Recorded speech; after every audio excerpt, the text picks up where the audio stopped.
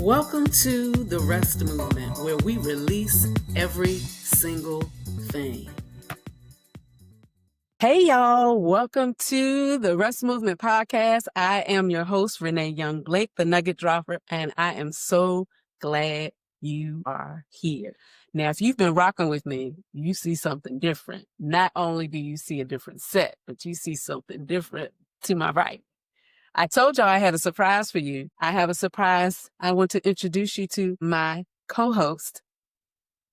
That's my girl, Sonia. She's hanging out with me, and she's hanging out with me because we've been hanging since we were 8. And we both determined we weren't going to tell you how many years we've been hanging. So just know 8 plus whatever. You don't need to know because we sexy, we look good and all that stuff. We don't need to tell you no more than that. But I wanted her to start this episode instead of the first 4, because if you've been rocking with me, I spent that time, helping you get to know me, know what this movement is all about, that God has placed in my hands to lead women from being in a place of being stuck. Women who are 35 years and older. We have in our life forgotten that we're women before we're anything else. And we take on these roles. And once we take on these roles, we forget about the role that God created us for. And we're pretty powerful. And all of us have something different to do in this earth. And so tonight we're going to talk about something that I think we've all experienced. I don't think there's anybody in the world who has not had this issue or this problem. I know many of us like to say that we don't have a problem with this, but I believe that most of us have it until we learn how not to have the problem.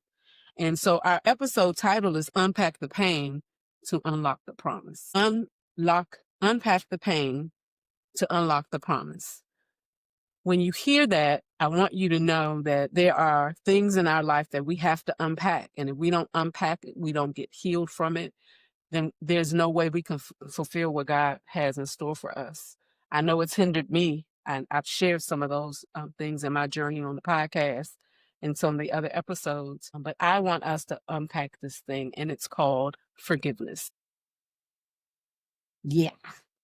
How about that? Forgiveness. So we're going to go deeper. It's one of the hardest, the podcast is called the R.E.S.T Movement Podcast, R.E.S.T standing for release every single thing. And then we reset, we reboot, we reload, and we restore. And I'm spending a lot of time on the things about resetting, because if we can't push the button to reset, we certainly can't get to being rebooted with the right stuff. So we have to unpack all these things, and we have to realize that there are things that we are holding strong. They're not just strongholds, but we're holding on to them too, and we can't get delivered. So I want us to go deeper into this, and this is probably going to be a part 1 and a part 2, because I can't imagine with all that I've written down that I want to talk about that we'll get through it. If it has to be a part 3, I want us to be delivered. I want us to be free. This is Freedom Fridays, and Freedom Fridays, it is everything free, everything freedom. And so we want to get to that place. So I want you to understand you can't step into what's next you can't step into what's next while you're carrying what was, holding on to things. Some of us will hold on to things and won't forgive people and don't even remember why we were mad at them in the first place. So true. I think you asked me the other day about somebody. I told you I haven't talked to in a long time. And I said, I don't know what they did, but I haven't talked to them in a long time. And you're like, what? You don't know what they did? Like, it makes no sense. Like, why do we do that? It gets old and it's dumb. And then somebody leaves this earth and then you feel bad because you never forgave them and you never moved past it. So we're going to talk about these things tonight. And I want you to remember, you can't heal while holding grudges. It's impossible. Reset begins where resentment ends. So you stop the resentment, then you can begin to reset. So we have to get to that place. So I'll ask you, when you hear the word forgiveness, what comes up for you? warfare. That's deep. Why warfare? Because you're warring in your mind with, especially when you get to the place where you know that you should forgive. And sometimes you even want to forgive, but the pain can be so deep sometimes. You feel validated and not forgiving and holding on to that thing. But what you come to realize is that the fight is really between you and you, right? Mm-hmm. Because And then God will give you up. right, because God had told you, I got more for you. Mm-hmm. You know, and then you wonder why you stuck, Mm-hmm. right? And the other person or people, whoever you're mad at, they living their best life. And you held up somewhere, you know, still upset about what they've taken you through. They don't even know that you over there harboring and hating on and stuff. They don't moved on. Half the time don't even know that they've done something because you never addressed it. Right. You know what I can't stand? I can't stand, and I've been guilty. I'm a little better at it now, but I can't stand when we create whole books, whole storylines in our head, and never have we asked the person one question. Not one. You bad mouthing them, you talking about them like a dog, and then when you do finally talk to them and you say, you know, when you said, that's not what I meant. Oh my God. So you burnt all these brain cells, these sleepless nights, all this anger, all these things that you have been talking to people about, talking about them about. How about that? And they never even said what you thought they said. And that's why, you know, not to get off the subject, texting is scary. Dangerous. Because you read it how you think they absolutely. And you can be so far from that, right? So that's why we need to pick up the phone. You never even heard this man's voice before because all y'all do is text. Give me a break. That's true. That's so true. Why is forgiveness the next step? The first step is what I want to talk about. If we really want to reset, we have to be able to release. Yes. You know, when you press that button, when you say I'm resetting, you know, there is a soft reset, there's a hard reset, and then there's a manufacturer reset.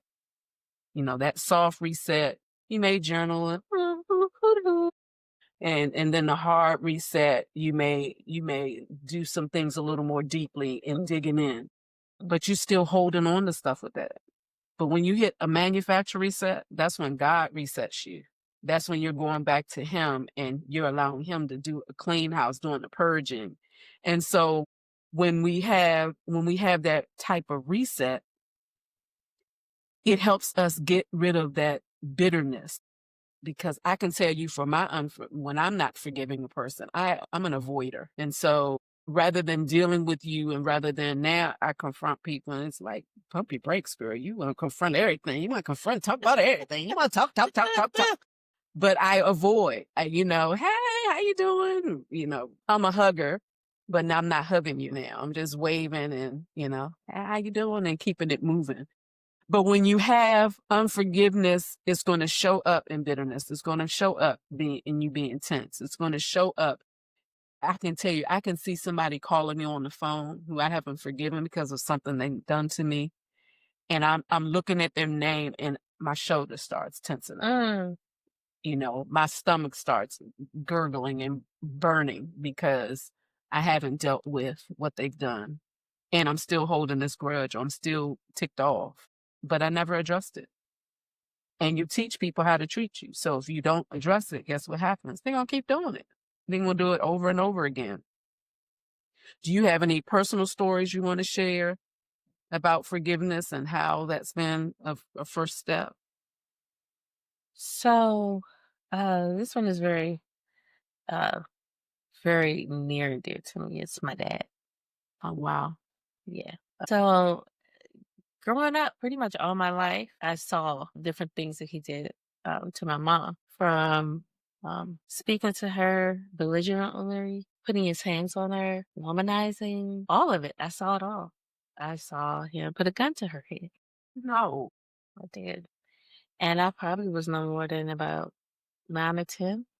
Wow. And so it really, I didn't know that I was building up all this stuff in me when this was going on. Well, one, we don't even know when things like that happen. We don't even know that that's not normal because it's our normal, unless Yeah. somebody else shows us something different. And I kind of knew it wasn't normal because my mom's response was of terror and fear and weeping, you know. And I didn't know how to save her from the situation. And the physical abuse stopped as I got older, but not the emotional abuse. And so there was a time when I moved and I was old enough to have my own place, and she would still call me and tell me about things. And I used to beg her to come and live with me. I told her, come and live with me. I'll take care of you. You don't have to be in it. And she chose to stay. And I would tell one of my girlfriends, and she said, this is her choice because she loves him. And this is what she wants to be. And in my mind, I said, I don't ever want that kind of love. Let me ask you a question. Mm-hmm. So I understand the forgiveness you had to give to your father. Do you feel like that there's some forgiveness you needed to have for your mother too because she stayed? Oh, yeah. I had to work through that. I actually went to a homeopathic doctor, and she looked into my eyes, and everybody doesn't do this, but I actually went for my daughter, but she ended up talking to me, and she said that in my spirit that I had placed my mom on a pedestal, but I also was very upset with her because she didn't leave the situation and she continued to put herself through that. But she also said that I felt sorry for my dad because his behavior was the kind of behavior that a normal person wouldn't do. So I felt like he had some kind of illness, like something was wrong with him. He was sick. And We take that behavior into adulthood when we date, when we make excuses for behaviors that we see in our parents, then we choose men like that. And they may not necessarily be abusive, like, the dad may have been, but we make excuses. We learn how to make excuses for them because we love them. yeah, And so, so yeah. true. It's and I've heard that so many times that you pick your father over and over again. And that's the one thing I would tell myself when I was growing up. I don't ever want to have a husband like my dad, which in itself is really a sad thing to Mhm, say, right? Because you want your mhm. dad in a man, right? But I didn't. And so I told myself, don't do that. But just because he doesn't look like your dad and has the same actual habits doesn't mean that you didn't pick your dad in some kind of way, because my dad was a great provider. We had a beautiful home and, we did all the things that all the other kids did. But behind those closed doors was some turbulence. And it was kind of, you never knew when it was going to come, right? And so there came a point where my mom had gotten really, really sick. And one day when I was there visiting her, she said to me, Sonia, I want you to do me a favor. And I said, what's that? I want you to take care of your father for me. Make sure he eats well. And I laughed it off because I said, you're going to get out of here. You're going to be able to do it. And she said, no, I'm serious. I need you to take care of your dad. And so I said, okay, mommy. In my head though, she was a survivor. So she was going to come home. And she didn't. And as crazy as this may sound, I really think my father died of a broken heart. I remember you mentioning that to me. Yeah. But before he passed away, I had to come to grips with taking care of him. And when she first said it, I said, sure. But when it really came time, when the rubber met the road and I had to take care of him, I realized that I had unforgiveness from what had happened over those years. And I truly, truly had to go through a process and have God to just help me to let go of all of that. Because I loved him, but I just couldn't forget all that he had done. And forgiveness, I understand, is not always mean that you forget, right? But I had to love him in a pure and natural and way that I didn't have any I wasn't harboring any kind of negativity towards him. And I was able to do that. It didn't happen overnight. And even in the process of doing that, I was still taking care of him. But it came to a place where um I I just I felt a relief, if that makes any sense. I just felt something different about when I looked at him and being there with him and making sure everybody was doing everything that they were supposed to do to make sure he was okay, but also letting him know that I really loved him. You know, in my previous episodes, I talked about my mother and I talked about how she grew up and talked about how early she got married to my dad, her being 19 and coming from the country, my dad coming from the country, and unpacking her story started helping me realize why I was the way I was in some instances. And I'm sitting here thinking about the fact that your mom, knowing that she was sick and probably wasn't sharing with you how sick she was, but she knew, and that's why she made that request. What was on her mind, knowing what she knew her daughter had experienced with her life, knowing that you have tried to rescue her, what made her think that that was something to place on you? Was she trying to foster something for you because she knows that in the depths of you that there's some unforgiveness that if you don't fix it, it's going to affect the rest of your life? And that maybe she blamed herself for some of the things that she's had to watch in your life because had she chosen better, then you could have chosen better. And that you wouldn't have experienced some of the things that you've experienced. Because I can't imagine. You think about your daughters, and if you were in some type of situation, would you say to them, I need you to take care of your dad, knowing what you know? Right. You know, what would make you do that? So I wonder if I never thought about that. if she had that on her mind, that she wanted to make sure that she repaired you all's relationship. It wasn't just that she loved him and she wanted to make sure. Because that could have been, listen, that could have been revenge. Don't take care of that. Yeah, he gets to look. Right. Come here, let me tell you something. That's what I need you to do. I need you to go in. I've been hiding money. I need you to find this box that isn't so take it to your house. That would have been the kind of conversation I would have been thinking about. Nat, go take care of that Negro. Didn't treat me well. And let him have some good ending, and I'm having to leave here. We ain't doing that. We are talking about forgiveness. I got sideways and chicken neck and thinking about a minute, because some of this stuff, I'm gonna have to talk to you after this. You never told me, because Daddy-O might have got a two-piece. Because that's what I call her dad, Daddy-O. Right. Daddy-O might have got a two-piece. And I protected him. I didn't tell a lot of people. Because that's what we do. Yeah, I didn't tell a lot of people. And protecting people who are abusive in any kind of way doesn't help them get healed. Right. Because somebody's covering up for them. That's so true. And that's not what we need to do. But so forgiveness, in order to reset, forgiveness is really a huge step, because I believe that it is one of the strongholds or one of the hindrances to most of us. We don't forgive ourselves because we stayed in situations too long. We don't forgive ourselves because we gave up on our dreams to become what somebody else expected us to become. Because I've talked about, when God created us, he created us as women. And yes, with womanhood comes wifehood and motherhood and grandmotherhood and all these other hoods. But at the core of us, we are still women who birth things. And we don't just birth babies. That's it. We birth a whole lot of things. And a lot of times those things get put on the back burner for the natural births that we do as mothers. Mm-hmm. And when we do that, because I think about now, even me now, moving into this space, I've been told for years that I need to, I do ministry, I talk different places, but that I needed to share my voice. And I've allowed every other thing to happen. But I was not doing this. And here I am. And I'm nervous all the time, but I'm loving it. I'm loving having conversations. I'm loving talking about things that I know that as women, we need to hear.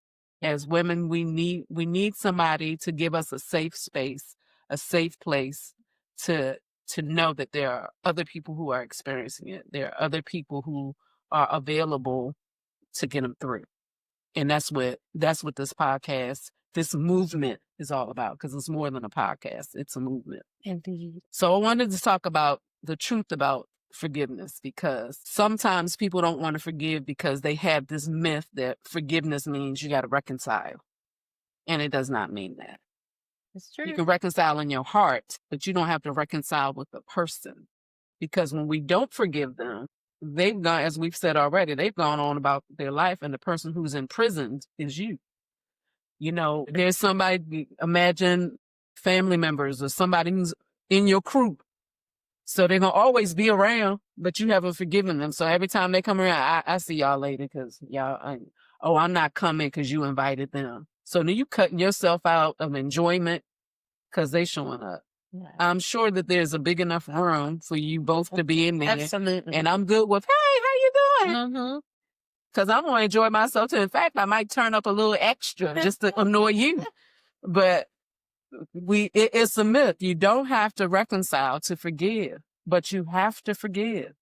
It is what the word of God tells us. You know, if we don't forgive, he don't forgive us. That's it. That's how I've been able to check myself my entire life. When I saw that scripture, that, if I don't forgive, you're not forgiving me. And I got some stuff I need you to forgive me for. So let me get Tell me about it. Let me get my life right. Hunty. Listen, lesson. Another myth is forgiveness means you're weak. Somebody does something atrocious. I mean, something we even hear it in the news. When somebody does something, we say that is just unforgivable. Says who? How did we determine what's unforgivable? And that's so true. And you even had friends who said, I could never do that. I would have never done that. Are you serious?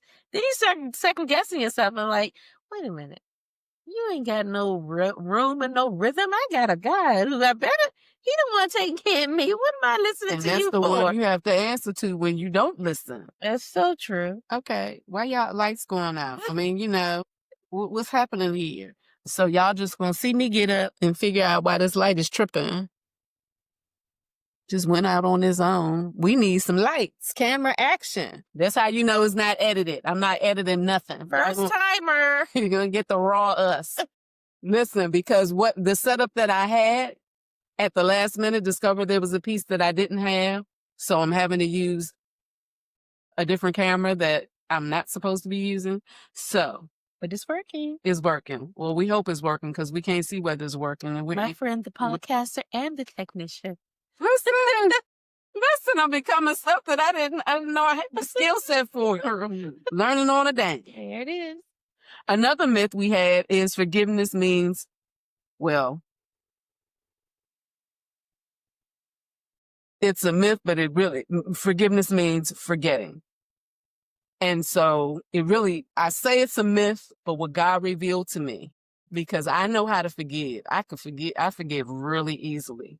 But what he revealed to me is you haven't forgiven at all because you won't forget. And if I could put your sins in the sea of forgetfulness, if I could throw away what you've done, you ain't God. How is it that you don't forget what somebody else has done? And when you don't forget, you really can't forgive because it's going to come up.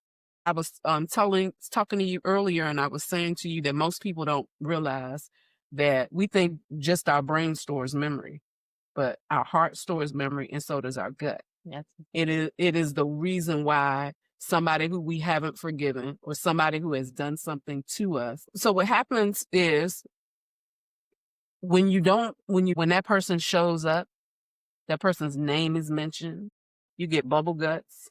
You know they're coming. Your heart starts pounding because you have memory, because you haven't spent time letting go whatever they've done. And so you cannot, and I say it again, you cannot forgive without forgetting. So here's the thing. When people hear the word forgetting and they say, well, if I don't forget, then I may let them do it again. No, that's not the truth. You can forget the offense, but remember that this person has the potential to harm you. And so you keep them in a certain space. Okay. But you have to give people, otherwise all of us have made mistakes. Do you know how many people I've offended that I don't even know I've offended? How many people can't stand me because of something I've done and I don't even know I've done it? And I don't like people to have an alt against me. I don't like people that have negative thoughts towards me because of something. So I know how to apologize. I know how to say, and I don't, and that's another word I don't use. I don't say I apologize because that's what you do. I'm sorry. That's what I am. So when I say I'm sorry, I mean what I'm saying. But people who say I apologize, yeah, the reason why they can say it like that is because that's something you do. That's not what you're doing. That's not who you are. You're not. So I'm quick to say, I'm thoughtful about it. And sometimes if what I'm apologizing for, I'm standing 10 toes down firm on what I said. I'm sorry for how it made me feel, but I still stand on what I was saying. Maybe I didn't say it correctly. Okay. So let me rephrase it. But I meant what I said. So I can't apologize for the context, but I can apologize for how I presented it to you. Yeah. And when I'm wrong, I'm wrong. And if I need to apologize because what I said, I've had to do that with children.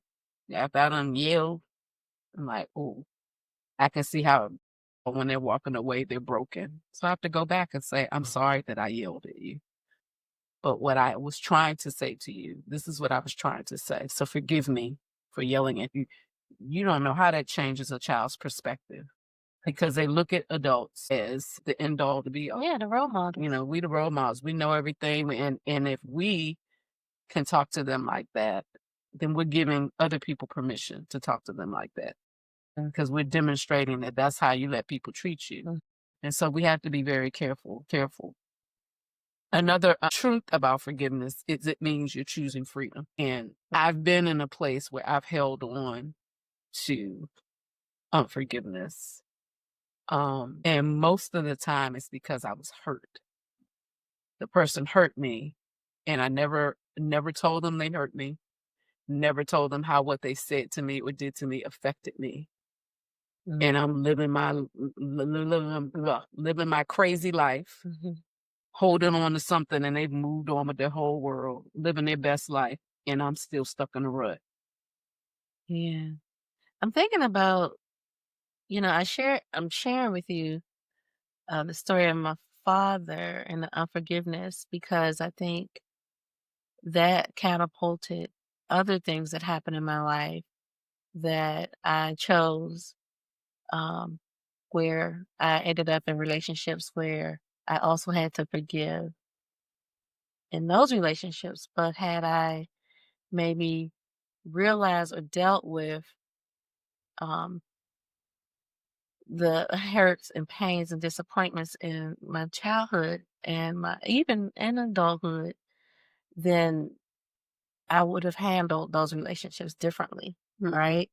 And so I'm going in here as if I'm healthy and ready, but still having this big thing on me and making all of these promises to myself about what I would and would not put up with and not seeing that. So then having walls, so nobody could get through those walls because these walls have shown me so much hurt and disappointment that if my dad will do it, then who are you?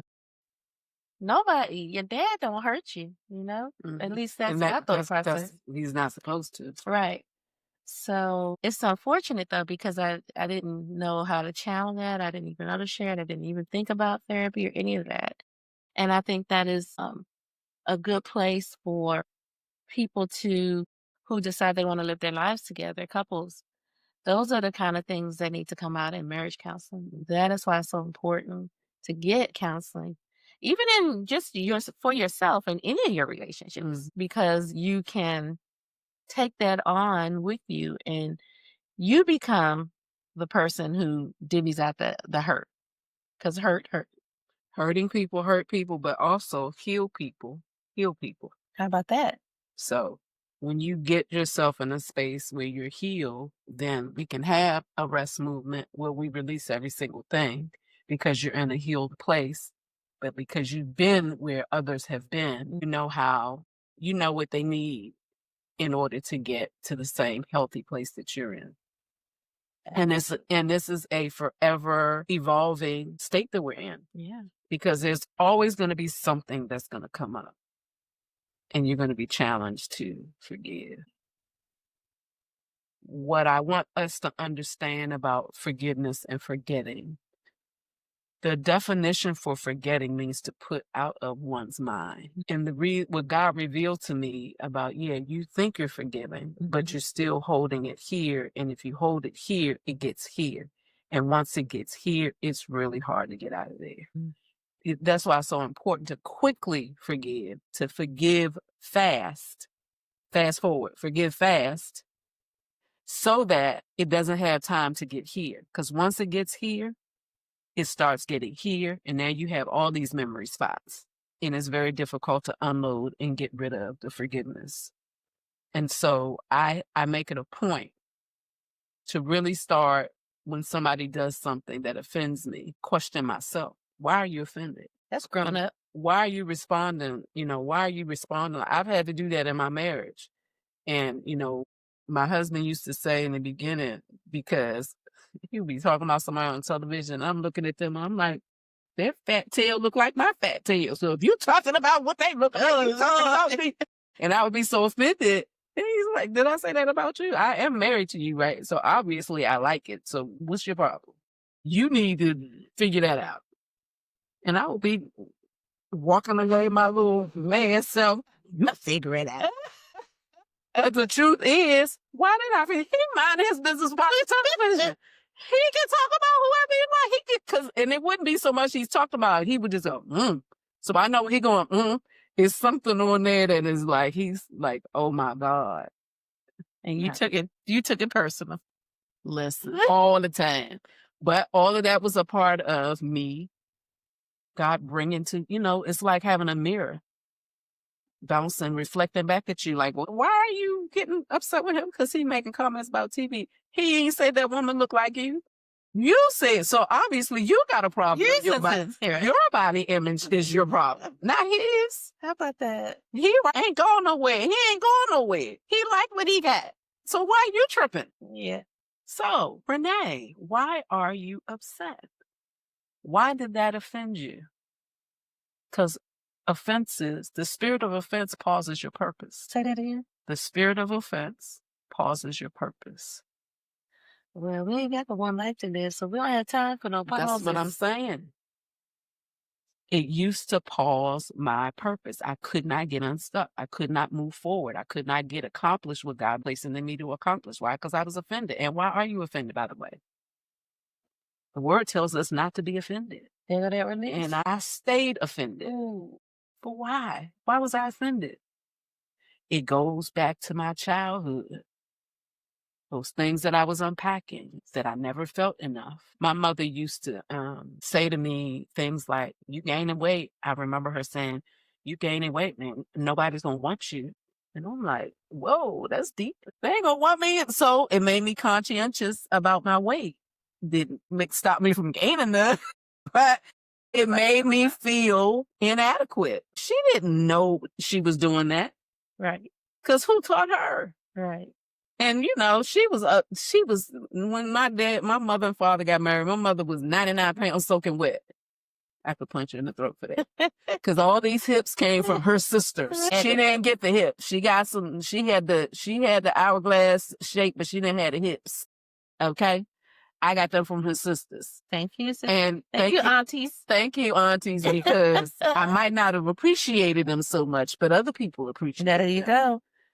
So when you get to that place and you don't unpack the fact that you are offended by things, and I know that there are some things that are done very atrociously. There are, I mean, you've watched court cases where somebody's done something to a person's family member, and the person gets up there and when they get to speak to the murderer, whatever they've done, and they say that, I want you to know that I forgive you. That forgiveness wasn't really about them. It was about them, the person who was doing the forgiving.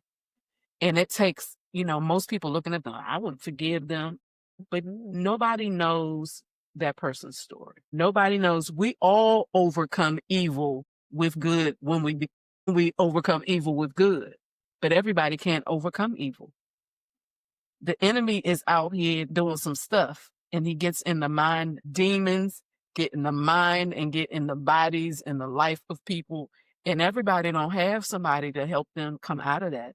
Everybody doesn't have somebody to even see that that's a spirit. I can see that in some people.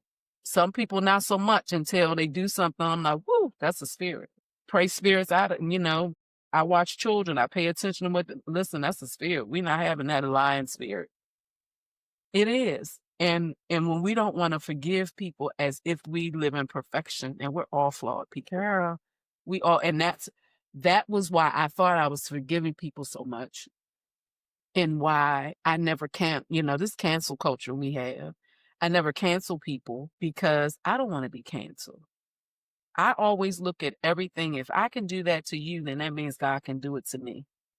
Because I'm supposed to do unto others as I would have them do unto me. And if I'm treating you with this high level of you got to be all the way up here with how you behave, then what is he saying about me when I have such a good relationship with him and I know I get out of pocket? How he gonna act with me? We don't even want to know. We have the spirit of God in us. And we have that so that we can demonstrate the fruit of his spirit. And the fruit of his spirit should demonstrate love that is unconditional. And might I say, he never told us we had to like anybody. He only talks about love because like has to do with your flesh. It has to do with your flesh. I like you today, but I don't like you next week. I don't like you next week because of something you did. And what caused me to not like you? My flesh. It had nothing to do with love. And so we are commanded to love everybody. The people who are unlovable are the ones who need the love the most. And what makes them unlovable? We got all kinds of stuff with us. We got lists. We got to roll out the scroll of stuff. Yes, indeed. And God is trying to get us to this place that we can really reset and become everything he intended. When I think about as a young person, as a young woman, and visions that God gave me and things that he showed me that I would do that here at this age have not been done. And I know it's because I was stuck. I was stuck in places that I didn't need to be stuck. I was unhealed. I was hurting. And until my body started betraying me and showing me that my stress level was beyond what it needed to be, because I had inner turmoil all the time because I did not confront people. I let people do what they wanted to me, say what they wanted to me, and I would be somewhere bawling and crying, but would never say anything to them. Well, this new girl, don't play with her. Because she ain't playing with you. I love that. No, don't do that. And I've had... You're choosing you. I'm choosing me. I'm choosing who God made me authentically. And he didn't make me a doormat. Not at all. He didn't make me somebody who should be abused with words or treated any kind of way. And that not talking about male relationships alone. I'm talking about female, just relationships in general, colleagues, anybody, It could be a supervisor and letting them get away with stuff. That hurts the worst. Nobody get away with the ones you really want to punch in the throat, as you would say. So we have to get to that place. We have to get to this place of forgiveness. Mm-hmm. Forgiveness doesn't excuse them. It frees you. It doesn't excuse the offense. You still can say what you need to say. And that should be a part of forgiveness. Addressing it. What you did to me, I don't like. Absolutely. What you said to me was hurtful, and I don't deserve that. And you need to apologize. Right. And if you don't feel like apologizing now, I don't want you to give me no fake apology because I'll know. Right. But I'm going to forgive you for it. But I need to know, don't do that to me again, or we can just cease and desist this relationship. And some people don't confront the offender because they may have already confronted them about that same issue before, or because they don't want to seem as if they're overly sensitive, or what they're upset about is petty. They don't want to seem like a petty person. But the petty part is, now you got an attitude with them and you ain't speaking to them. And they still going on doing it and still completing, continuing to recycle that same offense on you. That's what you call this. And that's when that goes back to forgiveness doesn't mean reconciliation. Right. You know, you teach people how to treat you. And if a person is going to keep doing something, it's like I've told you 1,000 times, I don't like when you call me that. But every time we get out somewhere, you calling me that nickname. I don't like it. And you keep doing it. So now what I realize is you don't respect me. And so Consideration. that puts us in a whole different. So since you don't respect me, I don't keep people around me that don't respect me because I give respect. And I don't give it to get it back. I give it because it's the right thing to do. And if you're a person who don't give respect, then you are obviously a person I don't need to be around. Protect your circle. Listen, I live my life with, there are people who can be on the stage with me. There are people who can be in the front row. There are people who can be in the balcony. And then there are people who could be looking at my name across the lights from the outside. You're not coming in. You be outside the theater. So now that you're disrespecting me and you've done it more than once after I told you, then you're going to be the one that's going to be outside the theater, watching me thrive, watching my name in lights, and not being able to participate or reap any of the benefits that God is going to bless me because you're being disrespectful. So there is forgiveness has to happen. You can have boundaries with your forgiveness, but you got to let it go. Yeah. You got to let it go. You got to put it out of your mind fast. Forgive fast. Take it out fast. Get it out of your, forgive fast means forget fast. Take it out of your mind. It means putting it out of your mind. Forgiveness, there is an offense and it can be a heavy offense, but you got to get rid of it. You cannot hold on to it. So here's some signs you haven't forgiven yet. You replay the offense constantly. Now, I don't do that so much for people who don't affect me. But like if my husband does something I don't like, I will play that thing. I'm adding so much fuel. So I'm just rising and rising and rising and rising. And then I want to pop off, and then God just popped me right in the head. I wish you would go in there and say something to him. Oh man, you always making me have to apologize and repent. And then I have to go in there and say, because if he said something and I didn't like it, sometimes if I'm not in my right mind, I'll pop off quickly and walk away. And then now I'm brewing and I'm in there staring the pack. I'm coming back for round 2 in a minute. And he's not an arguer, he don't all that banter, all that. And truth be told, I don't want either. Right. But when I feel like I'm not being heard, Yeah. I want to do all of that. But God has gotten me to a place. He won't even let me fight. Get in there after I've said my piece, and I go in the room and I sit there. Man, I can't even sit there for 2 seconds. And he done took out the boxing glove. Ding ding. Okay. And then I gotta go back and say I'm sorry. If you the one that said something wrong, if he hadn't said something off the cuff, then I wouldn't have said something off the cuff. Marriage is the best thing to bring us to God. Listen, let's learn the lesson. And then once I come back and I apologize for how I responded, then it gives him an opportunity to say, that's not even what I meant.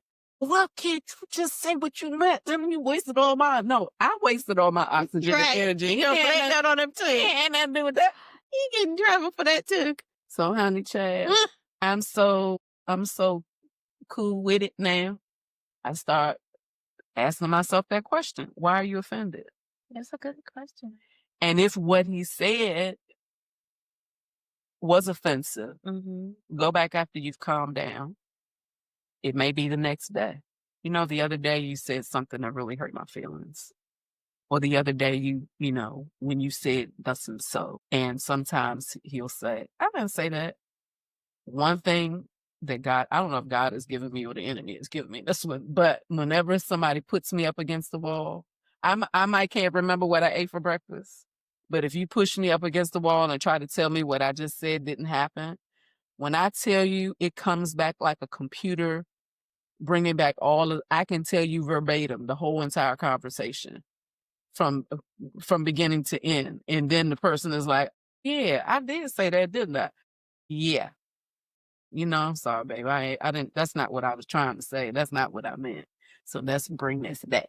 So don't push me up against the wall because I'm rolling out the scroll. I had a scroll from before Christ all the way up to now after Christ. Let me remember that. Right. And this is funny. You and I have never had to have a moment of forgiveness for one another. That is just amazing to me. We have such genuine love that we just don't get offended. We've had one time, and I know it's coming up when you called me and asked me to forgive you for something that I didn't know happened. And I said to you, I'm so glad. I was like, I'm so glad you called me and said that because I was like, what happened? What's going on? She just flipped the script over. I couldn't call you and ask you. I just was over here, and I told my husband, I'm like, I don't know why she would have said that. I don't know why it was that. And then you called me and said, this is just that we both being ate up by the offense. Neither one of us. It was true. It was crazy. It was. And that's the one in all of these years. Yeah. That's the only time we've You're not ever gonna know had. how many of those years we're talking. We'll just say it was about 12 years ago. But that's all we're gonna tell you because we still just 20. So 12 years ago we were 8 when we met. So yeah, that's the only time, and I think it's because we know each other's heart. Yeah. And we know that if anything is ever said out of pocket, something must be going on, and you're gonna call me later and say, you were sounding kind of crazy earlier. What's going on? What you talking about? Exactly. What are you talking about? And I'll do the same thing to you. Like, Thank you God were a you little would. short when I called you earlier. Do I need to come over? Right. What's going on? I love that. And that's the kind of relationship we all should have. Because we're human beings trying to be human doings. And in this human doings, we make lots of mistakes. Mhm. And as I said earlier, there are people out here who are demonically influenced because you can't do evil and it not be a demon. You're not just people say in truth, there could be born evil if there is evil in the bloodline. That's a whole different long podcast talking about bloodline curses. It's deep, but we don't think that because we do everything we think with our flesh, and our flesh don't have anything have any business being the first responder. Not at all. Such a deceptive. Flesh, and you want your spirit man to be the first responder, because your spirit man, if it's connected with the Spirit of God, is going to think before they speak. Yeah. Be quick to hear, slow to speak, slow to become angry. That I love that scripture because we pass by that real good. But why, if we are quick to hear, we never even have to worry about what we speak and how and whether we get angry. Because if we hear with these 2 ears that God gave us, we're not going to speak crazy and we're not going to get angry because He will have already settled it. That's why we need to ask the question all the time: why am I offended? But it took me a while to get there, Renee, because there were times when people would say something to me and I had the best response. And God would say, don't you say it. And I would be dying on this side. Not my sweet Sonia. But let me tell you. That's unbelievable. And I had to smack me upside the head because I would go, "Brr!" I had to get it out. Then I'd be like, repenting for this. But now, because, you try to say, was that me or was that God? No, you not be Yes, I trying to did. put it Yes, on I God. did. Knowing good and well them words came out your No, lips. it wasn't me. It wasn't me. God just said not to say it. Oh. Because I'm like, What, you got the devil on the shoulder? Right. Don't you say it. Right. Don't you say it. But it's the perfect day. It'll get them.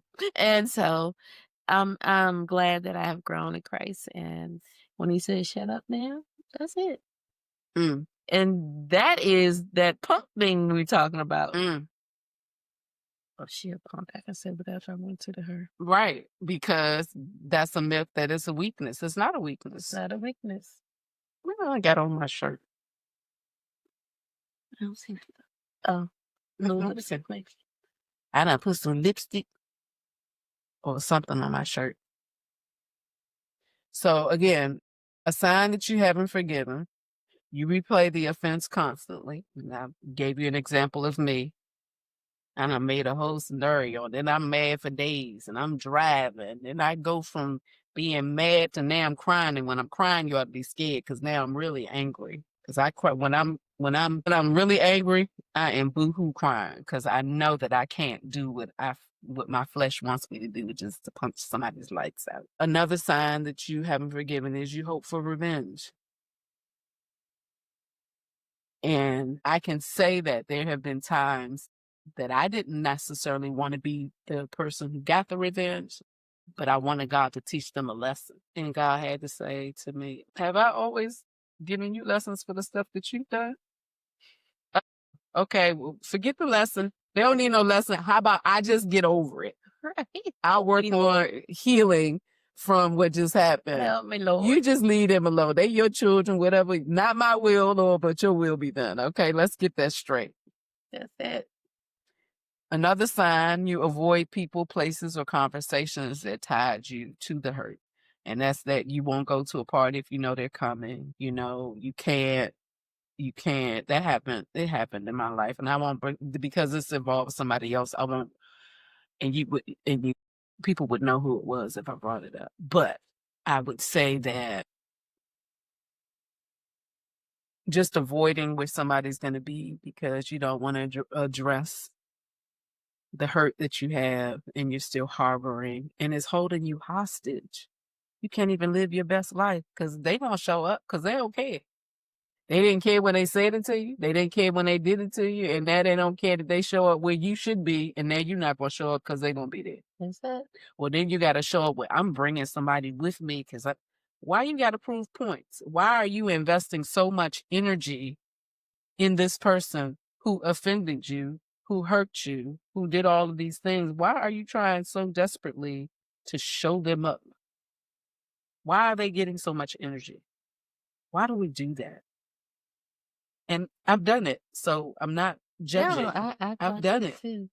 But I didn't always do it to show them up. Sometimes I did it for support because I needed. Meaning bringing somebody with you? Yeah. Oh, okay.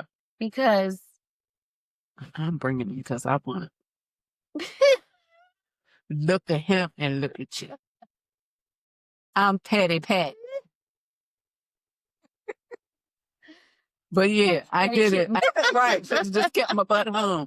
But no, I get you because that was a part of it too. Yeah. You know, because you don't know how you're going to feel. Right. And you might need to have somebody to talk to distract you so that you don't have to see what's happening over there. Exactly. Yeah.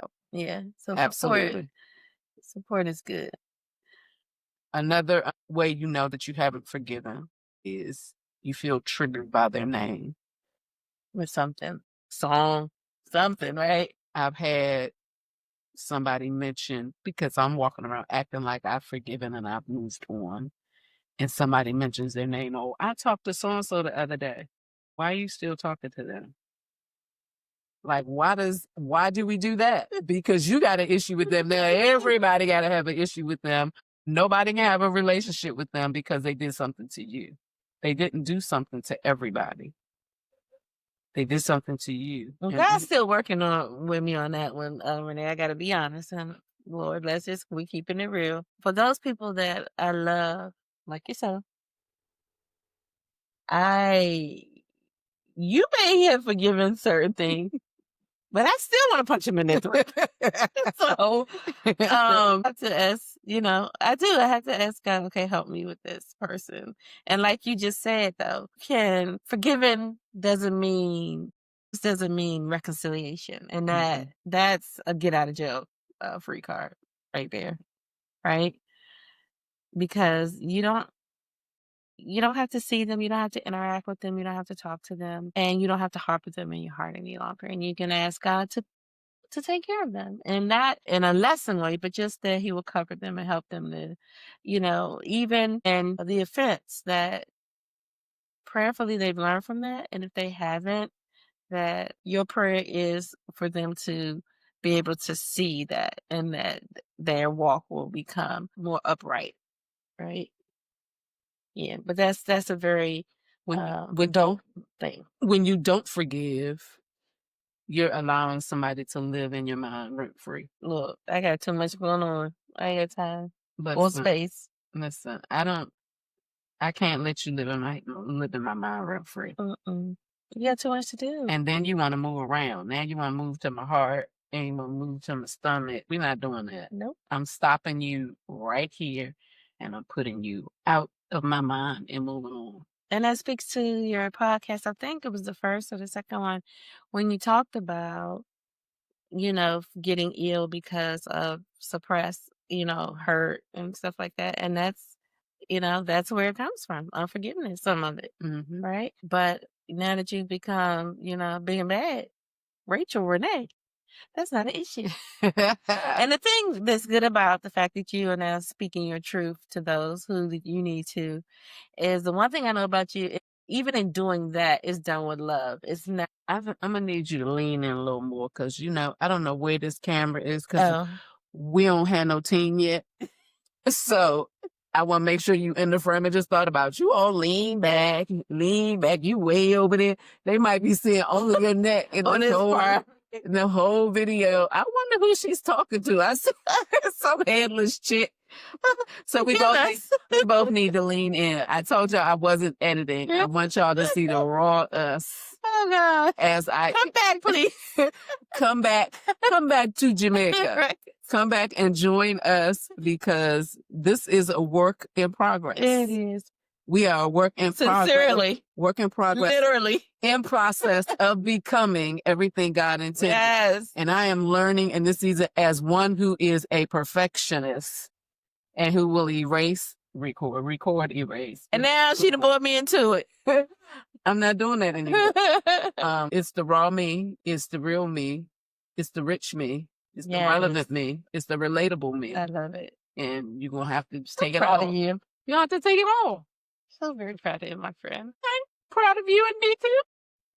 Listen, because when I told her I wanted her to co-host with me, she said, sure. And then she started thinking of it. So we had a business dinner to talk about it, but I had so much going on that day. We couldn't even really get down to the business of the podcast. You had other business too. I had other business that was, they send the notary public to the restaurant so I could sign paperwork. I'm like, can we get a press for my stuff? That's true. That happened. But you said, so you sat across the table that when I got home. You said, so how did the meeting go? I said, well, she said, why do you think I would be good for your podcast? Like, don't make me jump across that table. Why would you be good for the podcast? Because you got stuff to say. And I want to make sure it's said. Gosh. Yeah. Because I know you want to be behind the scene queen, but this queen is coming out of the castle. Woohoo. Sitting in the voyage chair right now. Okay, so I digress. Another way you realize that you haven't forgiven yet is you feel triggered by their name. The last one is you withhold trust in the relationships because you don't, You're all in my head and all in what I used to be and how I used to be. And that goes back to relationships, right? Mm-hmm. Because the first person I trust is my daddy. And, in meeting other people and developing relationships, those walls are up. So my dad did it. You ain't got nothing. I ain't got nothing coming with you. Of course you're going to do it. It's just a matter of when you're going to do it. And so having that attitude going in is completely unhealthy and unfair. Mm-hmm. And it caused some issues in my life and other relationships, And so now I'm at a place where it's all about trusting God. I was putting my trust in the man or in the woman or whatever, friendship or relationship I was dealing with, in the boss, right? Oh, I'm a good worker. They got my back, God is my CEO. I got a book called Jesus is My CEO. I need to find that book and reread it. I Yeah. don't even remember where I bought it, but I've had that book for probably 15, 20 years. Oh, wow. And that's true. And I have to remind myself of that, kind of getting off of the subject. Even today, when I feel like I need an increase or whatever, and I'm looking for my manager to say, you're right. You're a good worker. You're a hard worker. They're not gonna cough up no money. Sometimes you gotta go in there and demand what you deserve, and when, because you have a service that they need. And the problem is we go into relationships with employers believing that they have the upper hand because they're offering you a job, but they need you. Otherwise, they would not be interviewing you for something they need. And so this is a mutual relationship here. You don't have one up on me. You may be making rules, but if I walk away, there's an empty hole, and you may find somebody like me, but they're not me. They cannot bring to the table what I bring. And that's not arrogancy. That's knowing who I am. And knowing your worth. And knowing your worth. And that's a whole nother episode. That's a whole nother episode. Ooh. Because it goes back to, this is what I want everybody to get. You have got to unpack your past. You've got to unpack your past. You cannot move forward without looking at your upbringing, your experiences, and your environment. We're all made up of those things. And if you don't start looking at this, and it goes from, and it starts with, and how I got to this place is, why am I offended? Why did that hurt me? What was the big deal? They were words. Okay, yes, words hurt, but okay, they don't have to. That takes a very, I think, intentional and developed relationship with the Lord.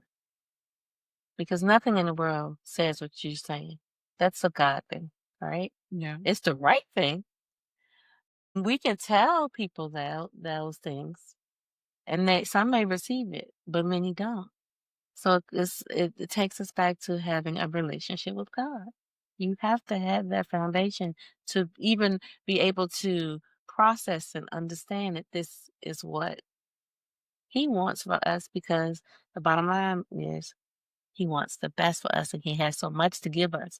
But until we grow into what you're sharing about how you've grown, we stuck. Mm-hmm.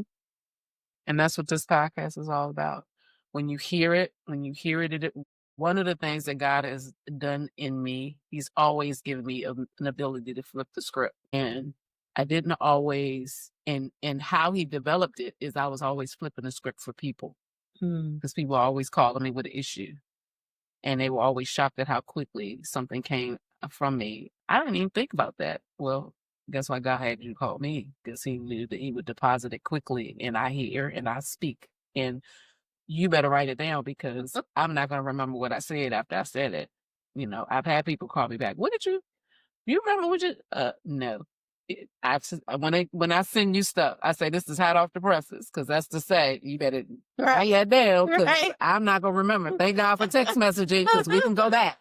But if I'm having a conversation, God just will use me to help somebody come out of. And it can be things that I really don't even know a whole lot about, but I am, I'm quick at identifying how to solve problems, how to solve issues, but wasn't always good at solving issues for myself. Yeah. And it took my body betraying me to say, honey, the same advice you give to everybody else, it's time for you to take it yourself. I need you to put on your big girl panties and put on them bloomers. Many bloomers. Remember that picture I sent you when we were in Girl Scout? Yeah. We were brownies. Do you remember that was many bloomers in the time? That picture I sent you, you were like, what in the slave dress up were we in? I didn't even realize we were looking like kids. Miss Markham, that was her name. Miss Markham was our brownie. Lisa Dresser was in the picture too. I sent it to her. And Karen Everett. You remember her? No. Oh, we should not be calling out people's names. But Lisa was still friend. I don't know what Karen is, but she was in there too.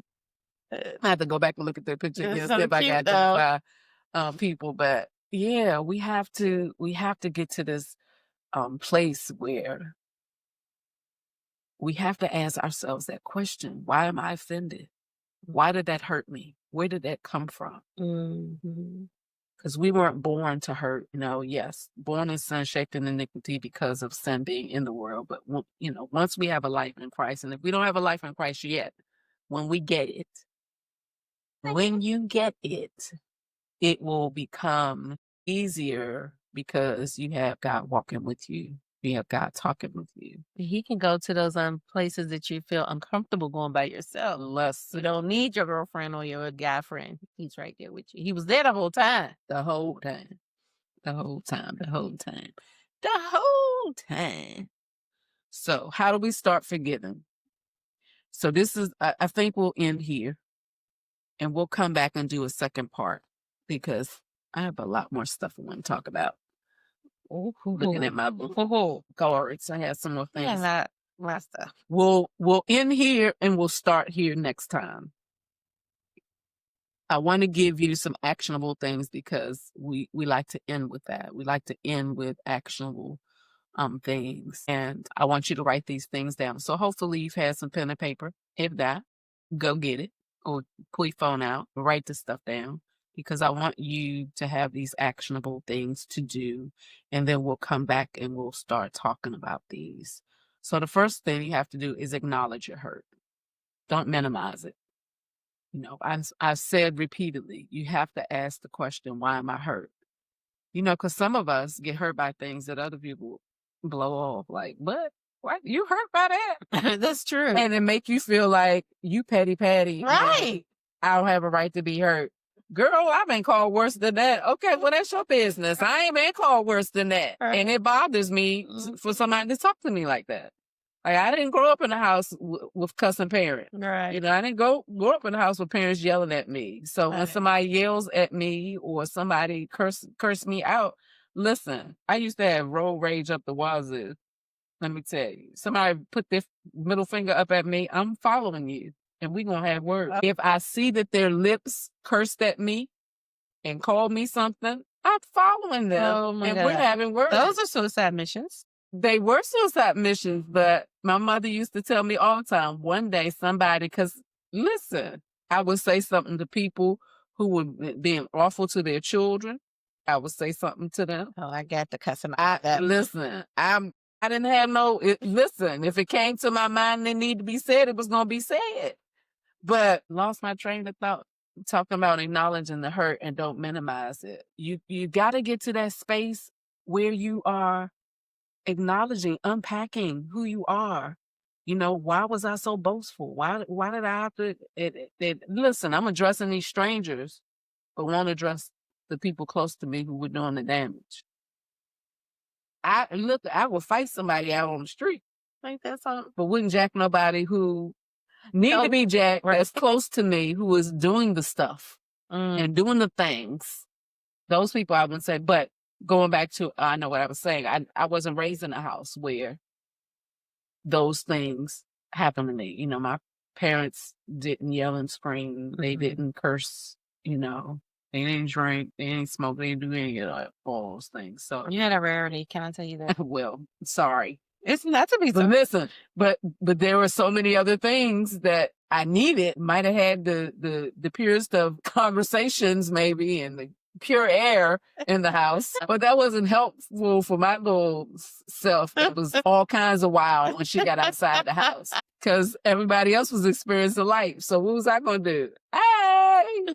We weren't dropping it like it's hot back then with telling our age again. We weren't dropping it like it's hot. That wasn't what was popular. I don't even remember what was popular back at our time. But just in case, just imagine if it was a dropping it like it's hot time. When I escaped out of the house, I was dropping it like it's hot. And so not having those experiences when people would say nasty things to me, strangers, I'm coming for you. Get behind the wheel, I become a whole different person. God has delivered me now, and what helped me? I don't know which grandchild, great niece, I don't know who was in the back seat, but when people didn't know how to drive, I would say things like, "What do you need? An invitation? The light is green." And whatever little kid was in my back of my little child, I'll say kids are goats. Goat has kids. We have children. I don't know what child was in the back seat, but the child was, I blew the horn and the child hollered out and said, "What you need, an invitation?" And I said, "Oh my God, I'm giving road rage for the baby even before the baby even know what road rage is." So I had to check myself that day. I had to start, I don't blow horns. I don't do none of that no more. And Thank God. I don't go chasing after people. Thank I God. be chasing after people ready to fight because they done cussed at me. And You're here today. but because- listen, in truth, it still bothers me though. That driving. No, it's not the driving. It's if somebody's offended by something I did, like I ain't let them over or whatever, and they call me a B or that something. bothers you when they When they say something to me. Oh, okay. When they drive off, it's like they just called me a B. Like my whole world. Right. How are they affecting you? Why are you offended? Right. It would have been anybody. Because you want so desperately for everybody to like you. Everybody to think you're wonderful, and that person that just drove past you don't think you're so wonderful. You're not as wonderful to them. So now I'm on in my feelings while I'm driving, and I'm just trying to process. I can't believe that you treated me like that. That person doesn't know you. That person may be having a bad day. That person just might be a nut, and you're worried about what the nut thinks. Why? Let the nut go. Let the nut go. Woosah. Another another thing we need to do to start forgiving is to release the debt. Accept that they can't repay you. Release them from the debt that they owe. Release them from the debt. I know that's difficult, but they don't owe you anything. They owe God for offending his child. And God, as Cicely Tyson said in The Diary of a Mad Black Woman, I always knew that God can take care of people a lot better than I ever could. Amen to that. And when you say release of that, and I know we need to get through this. Think about when you've paid off a bill and how free that feels, how good that feels. Girl, How much better can it feel when you're letting something go off of your heart and your mind? Right? seriously, debt free. Yes. You've been freed of the debt. I love it. Pray and surrender. Invite God into the womb. There is balm in Gilead. I promise you, balm is a healing agent. Yes, it is. And God is saying that if you pray and surrender to him, he is ready, willing, and able to take it. And when he takes it, he sends it into the sea of forgetfulness. He sends it into the abyss. He seals it with his blood so it don't return back again. And that's how I pray. Father, take this away from me. Send it back to the pit from which it's come. Send it into the abyss and seal it with the blood of Jesus, because the enemy can't come through the blood. Seal it. I don't want it back. If you don't invite God into the womb, all you're going to have is a scab. And scabs are a sign that something's healed, but when you touch it, that sucker still hurt. Yep. It still hurt because it ain't healed. Yep. That scab is just a light protection to say, hey, I'm at work. I'm doing something under here. So this is to protect what's going on under here. And I would much rather him go in and do what he want to do inside the wound and fix it. And I'm just not walking around with this fake security called a scab. And I'm still hurt and no healing is happening there. Yeah. As a nurse, when patients get really deep wounds and they finally heal up, that area never gets if it's an African American person, a Black and brown person, that area never gets the melanin or the skin tone back. So something happened there. God has the ability to help us not to look like what we've been through. And that when he cleans the wound out, he seals it up perfect. You'll be looking around trying to figure out, I wonder where that injury was. Because that's why we need to pray and surrender to him, so that when he heals it, Everything he does is full and complete. Everything. Single thing. Then speak, release. I release them so I can receive what's next. Because if you don't empty out, God can't put nothing back in. And he is not going to put in his good stuff mixed up with some crazy stuff you got going on. He don't deposit like that. You got to make room. You got to make room for him to deposit. And when you make room, what you have in you works well with the spirit. You can't harbor all of this evil stuff in your heart and think goodness is going to be dwelling in there too. And I don't even understand, and having unforgiveness in my life in the past, I didn't like the way I felt. I didn't want it there, I didn't necessarily know exactly how to get rid of it at a time, but I knew I didn't like the way it made me feel. And so it was my task. It was a journey. It was a assignment for me to figure out, how can I feel better? What can I do? And like you said, you have to release it. That's the only way. And I know that sounds easier said than done, but when you think of what God is going to do in your life and what he's waiting to do once you release it, it makes it so much easier. Because you're excited, because ain't nothing bigger and better than God. When you have a heart towards God and you have a heart, when you have desire to have a heart that's pure, you will feel like that. But then there are people who don't have that feeling at all. And that's when you need to realize that there are some things in you that need to be removed so that God can fully operate. Because he can't operate with junk. He can't, he's got to clean out to make room for what he's trying to put in. And the only way that can happen, you speak release. You have to have a desire to release. You have to have a desire to let go and free yourself. And so again, acknowledge the hurt, release the debt, pray and surrender, speak release, and then repeat as needed, because forgiveness is a process. It doesn't happen overnight. And a lot of times it's going to start with forgiving yourself first. Forgiving yourself first. I just had that conversation the other day with someone who's old enough to be my mother. She's one of the many mothers that I have that I call mom. And I was telling her, I've told her for years that some of her behaviors was because she hasn't forgiven herself from her past. And I told her, you have to unpack your past. She's very transparent.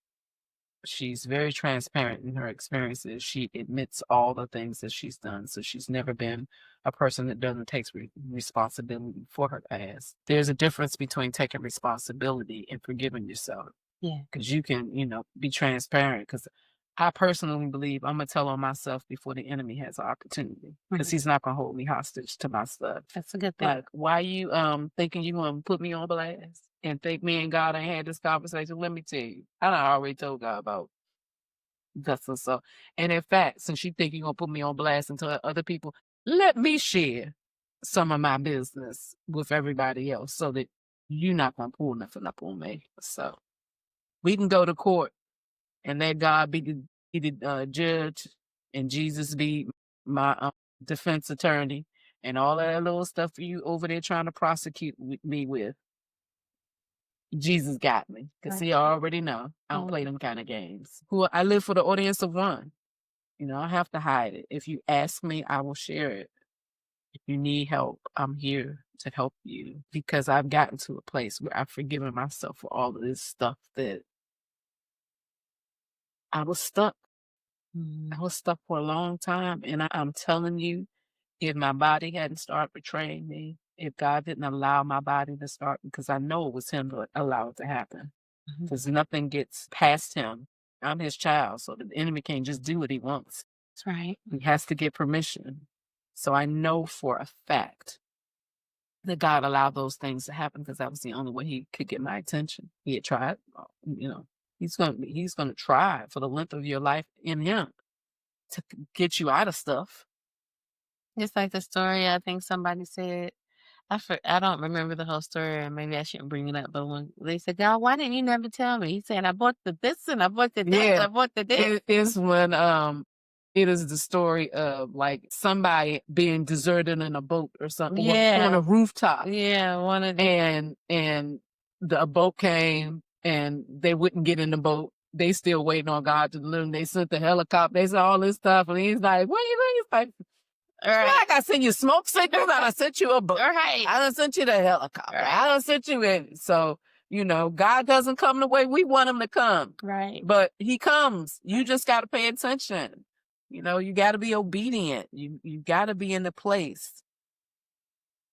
You got to be in a place. We got to acknowledge the hurt, release the debt, pray and surrender, speak release, and repeat that as often as you need to, as often as those triggers are still there, as often as their name is mentioned, as often as, you have anger and resentment and all these other things because you can't forgive the person, you can't forgive yourself, or you can't forgive the issue. You got to release it. It's the only way that you'll be able to reset. I'm telling you, you can't reset if you haven't forgiven. And it's a process. So true. And you have to go through the process. You have to go through the process because you can't step into what's next if you're still carrying what was. This episode again is called Unpack the Pain to Unlock the Promise. You can't walk into the promises of God if you're still walking around pain. You're going to miss it. You're going to be distracted. You're not going to see the path that he's ordered because there are going to be things on the sidelines. When you truly are walking in the path that God has ordered for you, you'll be just like, you see those horses with those things on the side of their faces. I don't know what they're called, but I'll call them blinders. They have them on the side of their face because a horse could easily get terrified by things and you're trying to get them to take you somewhere. But if they could see what's on the side of them, they'll jump up, they'll, run crazily, all kinds of things. Yeah. And so you have to forgive so that God wants you to be focused, but you can't be focused because you'll be seeing all this other stuff along the way that God never intended for us to see. Oh, it's so true. Or experience. So I Yeah. am hoping, I believe that this episode has been a blessing to you. This is a new, again, it's a new old set. I love the chairs and the color. Yeah, y'all, these chairs And they're are so uncomfortable. Love the set. Love that I have a co-host to ride this with me because the first 4 episodes, initially I thought I was going to do a podcast just by myself. And I'm a part of a podcast group, and we get lots of teaching and encouragement and strategy and how to build and how to make sure that this becomes the success that it's supposed to be. One of those teachings talked about co-host because someone asked. I'm one of those people that I kind of sit in the background and I just glean and I just have a whole big fat basket and I'm walking with all this information. But God will always have somebody to ask the question that I want to ask, but I don't ask. And somebody asked about the difference between doing it on your own and having a co-host. Mhm. And I love to talk. And I found, while I was doing it alone, when I started out, I would have be in such a bottle of nerves by the time I get in and I'm feeling this passion about what I'm talking about. Then it's over. I'm kind of done. So I've enjoyed the episode. these conversations are important because I know that you'll answer questions or ask questions that somebody else is thinking. And I've also shared with you all to say stuff in the comments. So it's helpful to know that this is helpful. It's also helpful to know if there's other topics, there's other issues or things you're dealing with, because I will respond to your comments. And we want to, it's a community. We're building a nugget tribe, because we're depositing nuggets. My book, He Told Me the Rest, will help you write nuggets. It's not ready yet. It's coming. Can't wait either. But I've been so preoccupied with starting this podcast because I told you all that I have another rest stop that I can't announce yet because certain people don't need to know about this next rest stop. But I can just tell you that God is, when he first told me, he's given me 9 months to make some stuff happen. Mhm. And now we're down to 6 months. Like, Lord Time Jesus. flies when you're having fun. Time flies. So I have to be about my Father's business. I have to come out of my comfort zone and just do the things that are uncomfortable, you know, all this equipment, this stuff, uncomfortable. I was down here sweating bullets because I'm like, oh my gosh, I just forgot about something else. And then discovered that the camera I'm supposed to be using, the camera that my husband bought me for my birthday a year or two ago that I've never used, and it's like that. Okay, it's like that. But I don't have the adapter to attach it to my computer so that I can run it through the platform that I use in order to create the content. But y'all riding with me. I'm letting you know how this is going, what I'm doing, because everybody's a podcaster. All of us can be podcasters. Look at that face. She's a podcaster too. She's podcasting with me until she becomes her own podcaster, but she's having her own podcasting experience right now. Because I know that God has she shares some things that God has placed in her to do, and I'm trying to light a fire under her without burning her. I just want the fire to be under her. I want her to feel a little heated. Feel the heat. Run and get busy. That's true. Because when she gets busy, oh my gosh, it's going to be such a blessing to those who experience what she's going to be offering. And I'm excited about it. So thank you for coming on and starting this run with me. I won't get mushy. Don't let her. I won't let her. But you're the queen of mush. I know you're not talking about me. And somehow, whenever I get mushy, then all of a sudden, mushy is a problem. It's not a problem. It's the mushy. She sent me some of the sweetest messages. I'm like, oh my God, mush. And then if I send her something, but you're like, okay, all right, that's enough. I don't understand it. Right. You started the mush game. She's trying to make me cry. I can't cry right now. I'm at the bank. Listen, you hit it over to my side, I'm hitting it back. That's all. But thank you all for joining us. Thank you all for hanging in here with us. I pray that you've gotten something out of this episode. I believe you have. I believe that this is going to help you start the process of resetting because you understand God is speaking to you because he's already told you need to forgive, and you've been holding and harboring whatever this is that you've been holding and harboring and haven't allowed yourself. And that's why you haven't been able to move forward. That's why it seems like you keep going around the same block. That's why every time you get an opportunity, you take 2 steps forward and 5 steps back.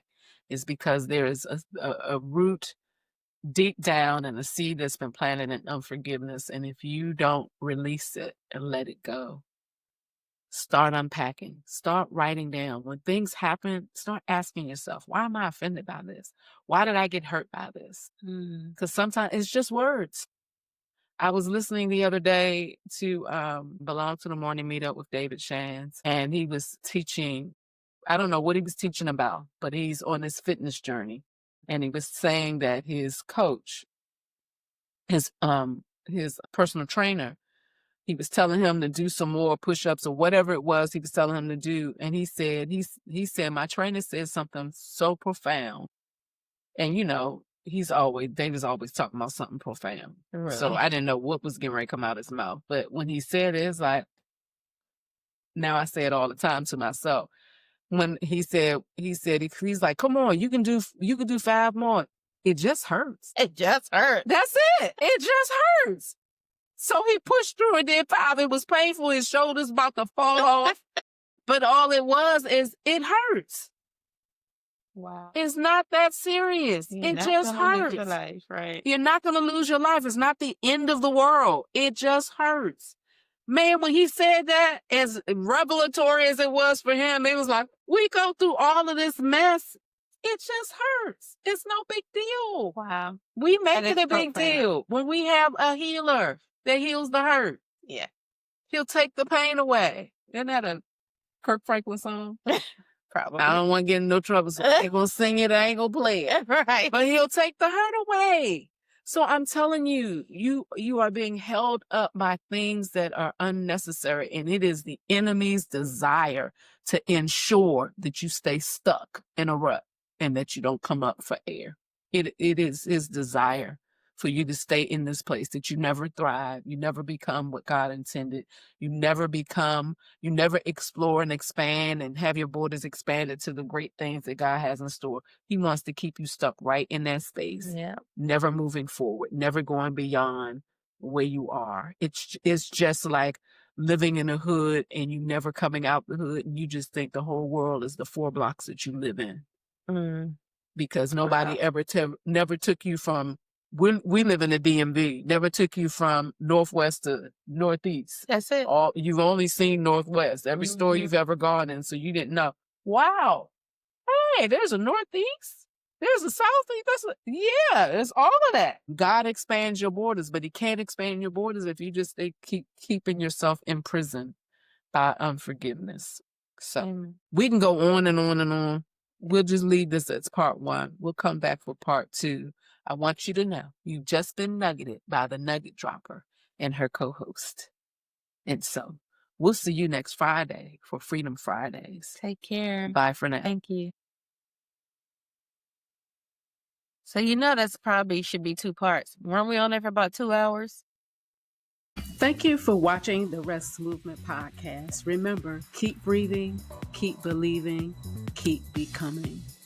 Like, comment, subscribe, and share. See you next Friday.